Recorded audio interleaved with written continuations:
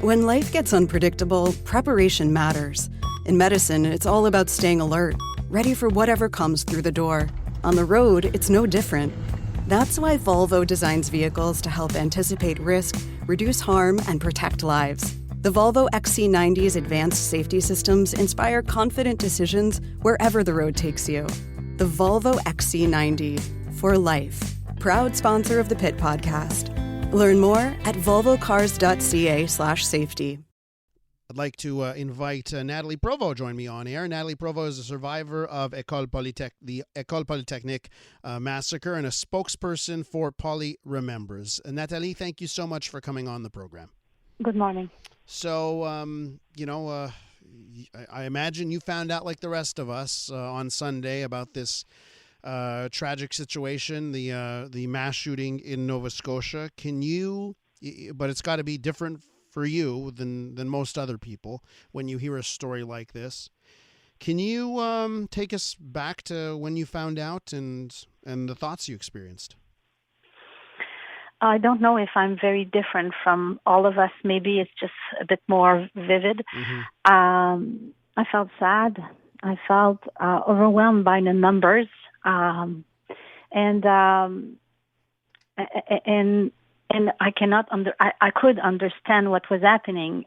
What's going on in a criminal mind is sometimes very difficult to understand. But it's been such a long night, a long evening for those people there. So I wasn't able to figure out, to make sense of what was happening. So that was really, really disturbing for me.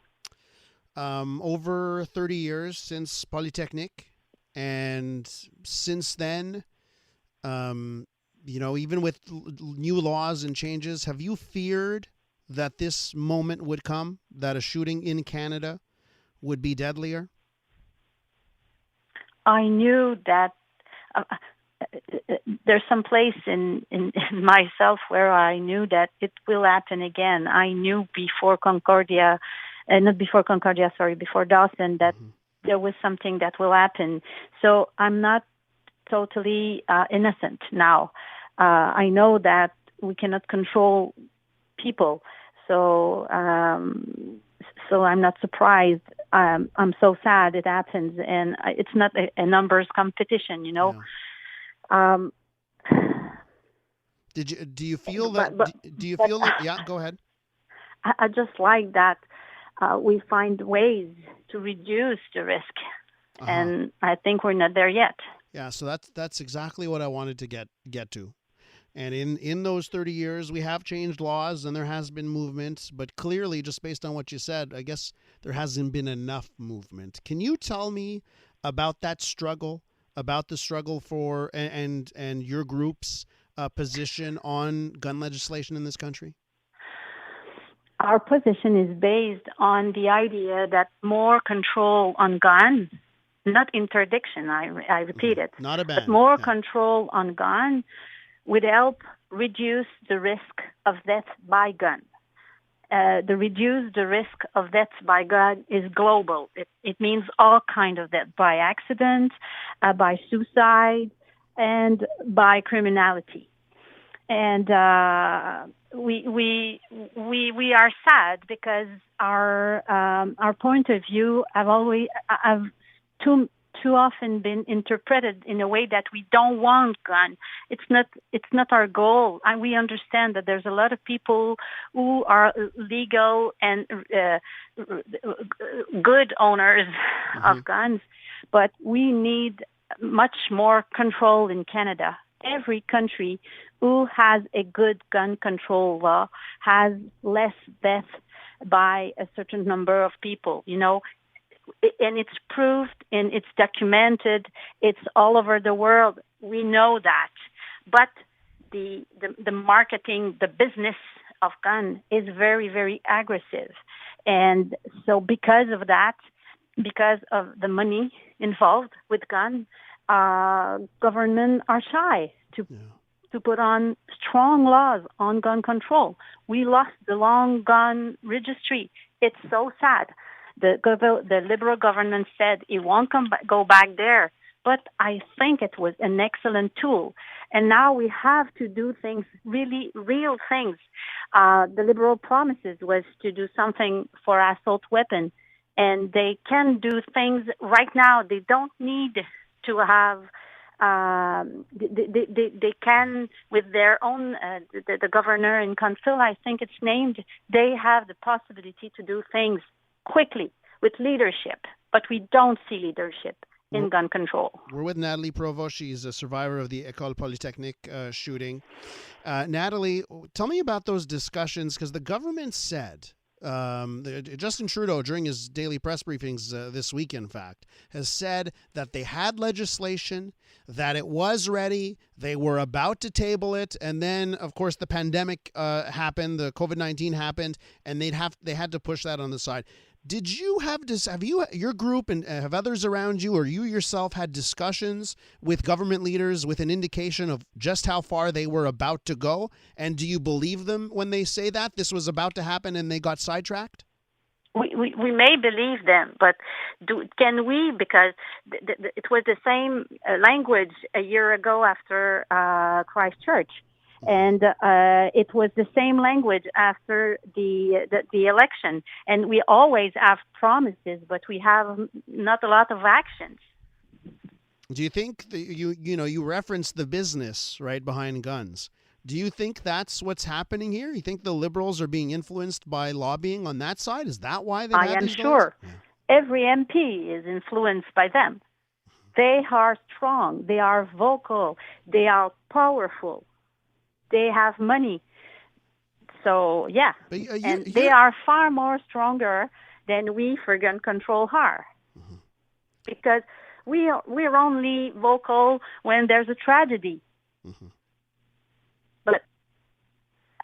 But Canadians need a better gun control law to prevent those tragedies or to lower the risk of those tragedies. And we are not innocent. We know that there's evil in men. It happens. I know it. I confront it in my own life. But to reduce the risk, we need to work on the tool that they use, those guys. And I'm sorry, it's guys more than women that do that. Hey, you don't have to explain that to me. I've seen the statistics. It's not deniable.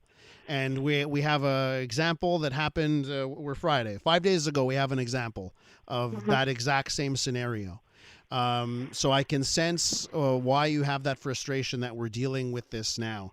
You referenced, the Christchurch shooting and other events that we've seen around the world and what they do in other countries. Does this hurt more because it happened in Canada? The last shooting in Nova Scotia? We should have done something 30 years ago. We tried and we lost it. So I'm really, really frustrated because I think that we should have been leaders in that, and we are not right now. And I'm growing old. Mm-hmm. And for my kids, we are not very more protected than they are in the United States. And what will happen?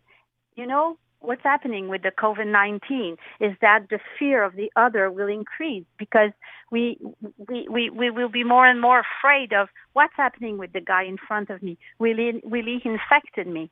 But when we are fragile, when we are poor, because the economy won't go well in a click, we are trying to do our best to struggle together to face it right now. But we will have serious economic problems.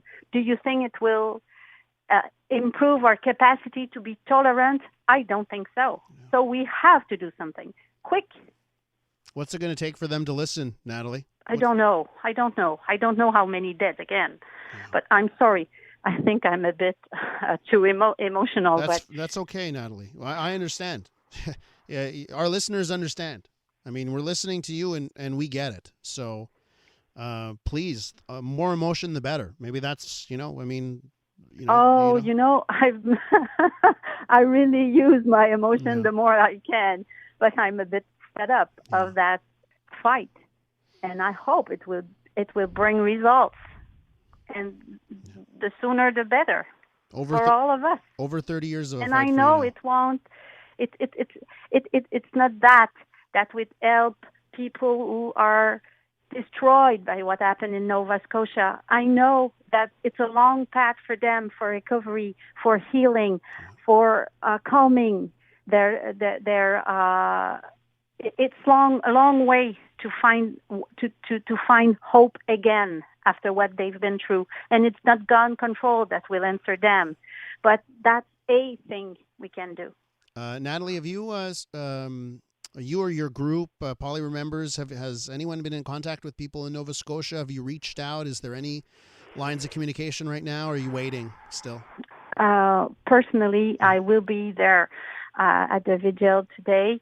No, I haven't been directly in touch with people over there. I don't know them, and I don't think they think about us. Yeah. I think they have to mourn together, and our role is to say that we think, we pray, we are with them, and we understand, and that we will understand for the long run, because recovering would be a long run.